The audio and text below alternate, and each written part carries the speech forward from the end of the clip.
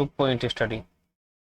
तो दोस्तों आज हम यहाँ मैथ के परसेंटेज के कुछ क्वेश्चन है उन्हें सोल्व करेंगे जिन्हें हम बहुत ही शॉर्ट ट्रिक से कर सकते हैं।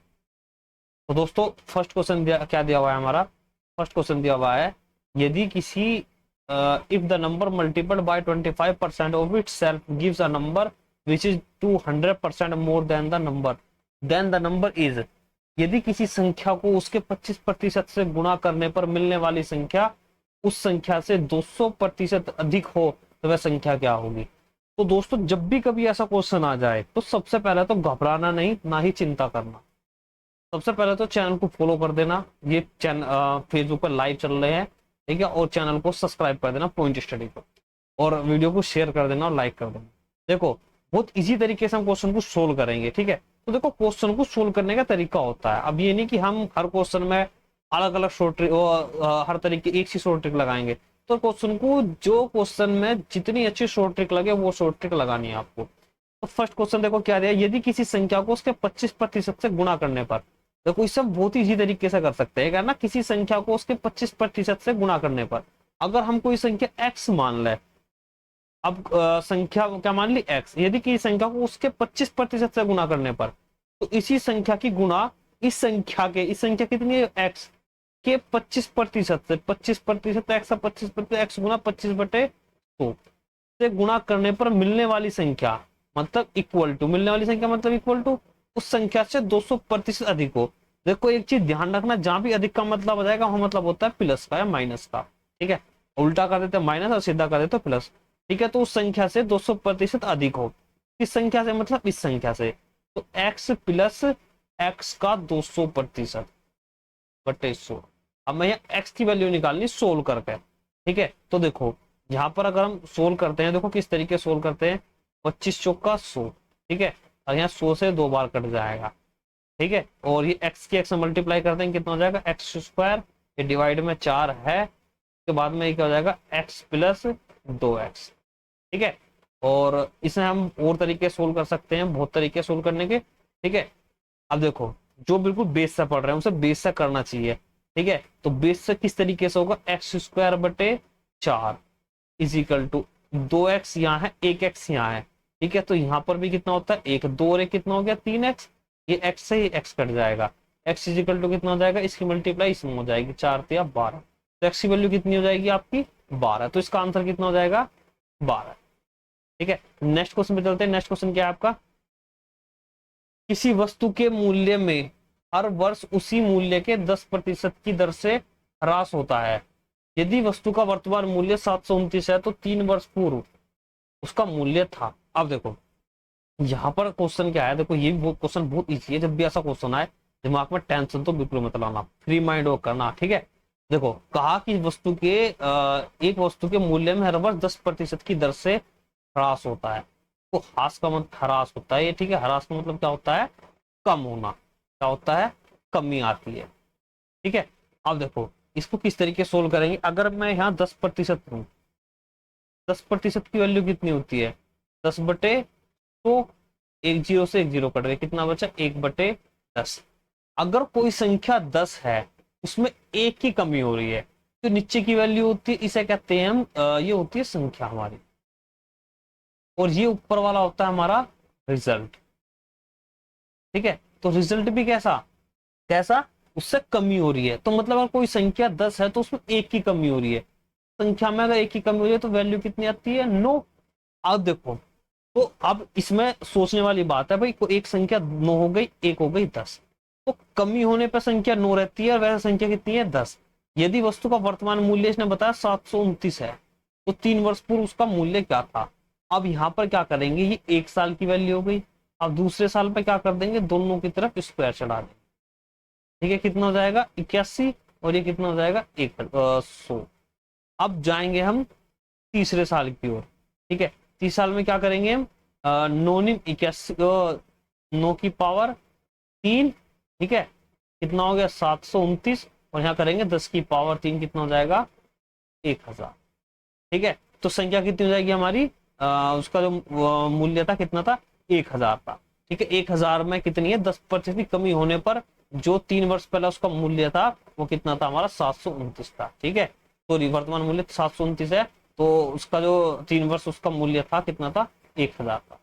ठीक है, अब देखो इसे सोल्व करने का एक तरीका और है, कौन से तरीके सोल्व करते हैं। ठीक है, जो यहाँ पे सोल्व हो रखा था ये, ठीक है, देखो किस तरीके से सोल्व करते हैं इसे, हम दूसरे तरीके से इसे थोड़ा सा इरेज कर लेते हैं। ठीक है, ये आपका एक ये तरीका होता है फॉर्मूले का। ठीक है, फॉर्मूले बेस पे हम इसे सोल्व कर सकते हैं। कैसे सोल्व करेंगे फॉर्मूले बेस पे, फॉर्मूले बेस पे सोल्व करेंगे। देखो यहाँ तो आ जाएगा 729, ठीक है, वर्तमान मूल्य इजिकल टू जो हमें वैल्यू निकालनी है 3 वर्ष पहले का मूल्य। ठीक है, तो यहाँ हम पी से डिफाइन कर देंगे इसे, और 1। अब देखो जब भी कमी होगी तो यह माइनस, कितनी कमी हो रही है, 10 की, 10/100 की पावर 3। ठीक है, तो 729 इजिकल टू पी गुना, एक जीरो से एक जीरो कट गई, 10 एकम 10 में से एक गया 9, 9/10 की पावर 3। ठीक है, अब देखो यहाँ पर कितना हो जाएगा, ये तुम्हारा इधर ले लेते हैं, ये पहले से ही लिखा हुआ है। ठीक है, तो 729 equal to P into non, ये कितना, 9/10 की पावर क्यूब कितना हो जाएगा, 9×80 729/1000, 729 कट जाएगा, पी की वैल्यू कितनी हो जाएगी 1000। ठीक है, ये हो जाएगी इसकी वैल्यू 1000। ठीक, नेक्स्ट क्वेश्चन में चलते हैं। नेक्स्ट क्वेश्चन क्या आपका, प्याज की कीमत में 50% की वृद्धि हुई, प्याज पर ब्याज उतना ही रखने के लिए उपभोग में कमी करने का प्रतिशत क्या होगा। बहुत इंपॉर्टेंट क्वेश्चन है, याद कर लेना। ठीक है, एक क्वेश्चन ऐसा 100% छपा मिल जाता है एग्जाम में। ठीक है, दावे के साथ कह रहा हूँ, यूपी पुलिस, दिल्ली पुलिस में जो एग्जाम आते हैं उनमें क्वेश्चन ये लगा मिल जाता है। ठीक है, क्या कह रहा है, प्याज की कीमत में 50% की वृद्धि हुई। तो प्याज की कीमत में 50% की वृद्धि, अगर हमने प्याज का शुरुआत का मूल्य अगर हम 100 मान के चले, ठीक है, इसमें 50 की वृद्धि हो गई, कितना हो गया 150 होगी। ठीक है, अब 50 से कितना हो गया 150, कितनी वृद्धि हुई +50 की। अब ये कह रहा प्याज पर व्यय उतना ही रखने के लिए उपभोग में कमी करने का प्रतिशत कितना है। यहाँ पर हम क्या करेंगे, 50 बटे, यहाँ पर इस बार क्या रख देंगे, ये जो वैल्यू बड़ी है वो रख देंगे 150 और बटे 100। ठीक है, अब यहाँ पर 0 से 0 कैंसिल, 5×15। ठीक है, कितना जाएगा 100/3, मतलब कह सकते हैं 33 सही 1/3%। ठीक है, ये क्या आ जाएगा, इसका आंसर आ जाएगा मतलब बी। ठीक, अब देखो दूसरा तरीका क्या है इसका सोल्व करने का। अगर हम बात करें 50% की क्या हुई है, कमी हुई है। ठीक है, 50% की क्या हुई, वृद्धि हुई है। ठीक है, तो 50% का मतलब कितना हो जाएगा, 50/100, 1/2। ठीक है, अगर कोई संख्या 2 है उसमें एक की क्या हो रही, वृद्धि हो रही, तो संख्या कितनी हो जाएगी 3। अब देखो जब संख्या 1 2 हो जाएगी, 1 3 हो जाएगी। ठीक है, तो मतलब हमें क्या करना है, इन दोनों का लेना पहले एलसीएम। क्या लेना पड़ेगा, एलसीएम। एलसीएम कितना जाएगा 6। अब देखो 6 एलसीएम आ गया, 6 को क्या करेंगे, 2 रूप में डिवाइड कर देंगे, यहाँ 2 आ गया या 3 आ गया। ठीक है, अब इसे क्या करना है, हमें वही रखना है। ठीक है, मतलब भोग में कमी नहीं करनी। तो 3 कहाँ जाएगा, यहाँ जाएगा, 2 जाएगा यहाँ पर, कितनी हो रहेगा 1 की वृद्धि। ठीक है, तो 1/3 और गुना 100, तो कितना जाएगा 100/3%, या कह सकते हैं 33 सही 1/3%। ठीक है, क्वेश्चन किसी तरीके से भी घुमा लो। ठीक है, लेकिन हमें क्या समझ में आना चाहिए। तो 2 तरीके से हमने सोल्व करना बताया है आपको। नेक्स्ट क्वेश्चन पे चलते हैं। नेक्स्ट क्वेश्चन क्या आपका, एक व्यक्ति के पास कुछ धनराशि है, उसने उस राशि का 20% एक वस्तु खरीदने में खर्च किया और शेष का 5% परिवहन पर। इसके बाद उसने 120 रुपए दान कर दिए। तदनुसार यदि उसके पास 1400 रुपए शेष बचे हो तो उसका द्वारा परिवहन पर किया गया खर्च कितना था। देखो क्वेश्चन बहुत इजी है, बहुत तरीके से ध्यान से क्वेश्चन को समझना। ठीक है, अगर हम शुरू में मान के चले कि उसके पास में 100 रुपए थे, कितने रुपए थे 100 रुपए थे, उसने उस राशि का 20% एक वस्तु खरीदने में खर्च किया। तो 20% अगर उसने खर्च कर दिया, सपोज करो 20% ने खर्च कर दिया, कितने बचे उसके पास में 80 बचे। 80 बचने के पास में कह रहा कि शेष का, देखो यहाँ सोच नहीं शेष है। ठीक है, शेष का 5% परिवहन पर खर्च किया। अब यहाँ पर ये जो है ने 5% इसका किसमें कर दिया, परिवहन पर खर्च कर दिया। अब कितने बचे उसके पास में यहाँ पर, ठीक है 75 नहीं बचेंगे, कितने बचेंगे 95। ये हम प्रतिशत निकाल लें, ध्यान रखना कि 80 भी अपने आप में 100% है। ठीक है, 80 भी अपने आप में 100% है। इस 100% का 5% इसने क्या कर दिया, परिवहन पर खर्च कर दिया, कितना बचा 95%।